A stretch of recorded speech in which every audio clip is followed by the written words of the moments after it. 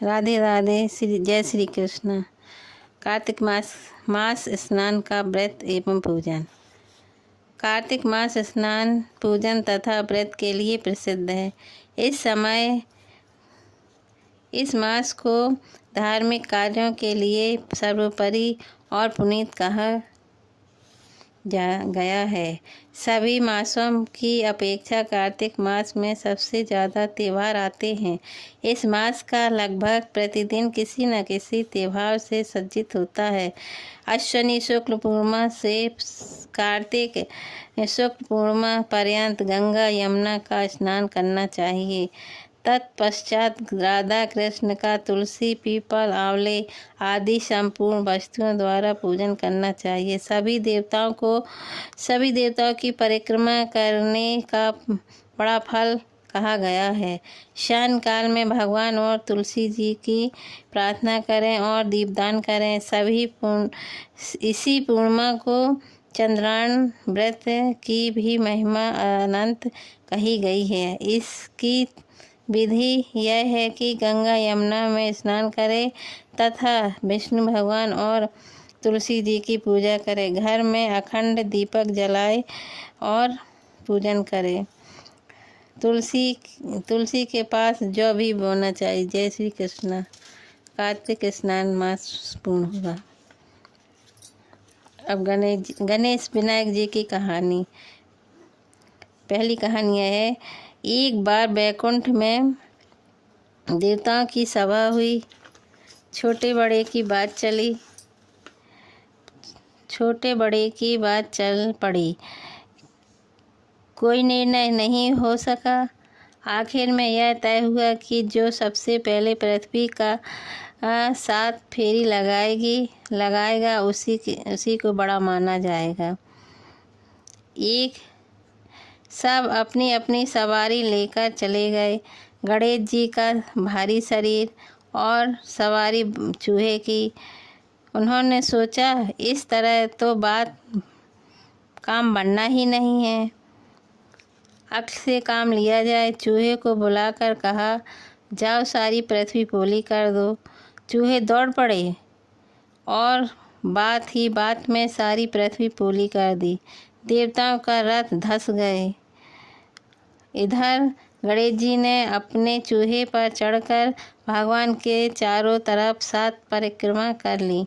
उधर देवताओं ने सरस्वती जी को समूचा वृत्तांत सुनाया। सरस्वती जी ने उनको बताया कि यह सारी करतूत गणेश जी की है। सब लोग उन्हीं को सुमरो। सब ने सरस्वती जी की बात मान ली। विष्णु भगवान की पत्नी पृथ्वी ने सबको गड्ढे से बाहर धकेल दिया। सब चक्कर में पड़ गए। सब चलकर बैकुंठ में आ गए। शंकर भगवान ने कहा, गणेश जी ने सबसे पहले फेरी लगाई है। देवता बोले, भगवान ये हमारे साथ ही नहीं थे, तब ये सबसे पहले कैसे पहुँचे? भगवान ने बताया कि जब मेरे में सारी त्रिलोकी है तब पृथ्वी कहाँ गई? इन्होंने मेरी 7 फेरियां लगा ली। और फिर आप लोग तो भी कहते हैं कि संकट में आप लोगों ने भी तो संकट में इन्हीं को याद किया था। भगवान की बात सबने मान ली और शंकर जी की सबने बात मानी। गणेश जी सबसे बड़े माने गए। गणपति महाराज जैसे देवताओं का संकट काटा, उसी तरह सबका संकट काटना। जय श्री कृष्ण। जय गणेश जी। अब दूसरी कथा इस प्रकार है। एक अंधी बुढ़िया थी। रोज गणेश जी का पूजन करती, माला फेरती।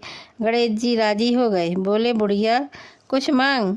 बुढ़िया बोली, महाराज मुझे तो मांगना ही नहीं आता, क्या मांगूं?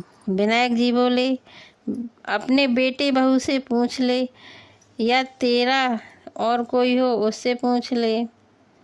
बुढ़िया अपनी बहू से बोली, गणेश जी से क्या मांगूं? बहू बोली, मेरे लिए पुत्र मांग लो, बुढ़ापे में पोते का मुंह देख लोगी। बेटे से पूछा तो बोला, धन मांग ले, धन हो जाएगा तो सब कुछ हो जाएगा। पड़ोसन से पूछा तो बोली, बेटे बहू किसके हैं? तू तो अपने दीदे गोड़े मांग ले, नहीं तो बुढ़ापे में दुख भोगेगी, खाट पे पड़ी पड़ी सड़ेगी। अब बुढ़िया चक्कर में पड़ गई, सोचती सोचती सो गई। बहुत सुबह उठी, नहा धोकर पूजन किया। गणेश जी आ गए, बोले क्यों बुढ़िया, कुछ बुढ़िया पूछ लिया? बोली हाँ महाराज, पूछ लिया। आप मुझे यह वरदान दो कि मैं अपने पोते को सोने के कटोरे में दूध पीता देखूं। विनायक जी बोले, बुढ़िया तू तो भोली दिखती थी और मांगने के समय सब कुछ मांग लिया। अच्छा ऐसा ही होगा, कहकर चले गए। धीरे धीरे सारी बात होने लगी। घर में धन दौलत भी आ गई, बहू को लड़का भी हो गया, बुढ़िया को आंखें भी आ गईं। आनंद ही आनंद हो गया। विनायक जी महाराज बुढ़िया की तरह सब पर मेहर करना। कहानी के सुनने, हुंकार देने वाले, लिखने पढ़ने वाले को जय गणेश जी महाराज की जय। अब आरती गणेश जी की सुनिए।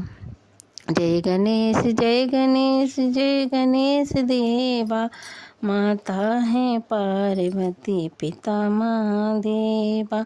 जय गणेश जय गणेश जय गणेश देवा, माता है पार्वती पिता महादेवा। एक दंती दयावंती चार भुजाधारी, एक दंती दयावंती चार भुजाधारी, माथे पे तिलक सोहे मूस की सवारी। जय गणेश जय गणेश जय गणेश देवा, माता है पार्वती पिता महादेवा। पान चढ़े फूल चढ़े और चढ़े में बाल, लड्डू के भोग लगे संत करें सेवा। जय गणेश जय गणेश जय गणेश देवा, माता है पार्वती पिता महादेवा। अंधन को आँख देती, कोढ़नी को काया, भाजन को पुत्र देते, निर्धन को माया। शूर श्याम शरण आए, सफल कीजिए सेवा। जय गणेश गणेश देवा।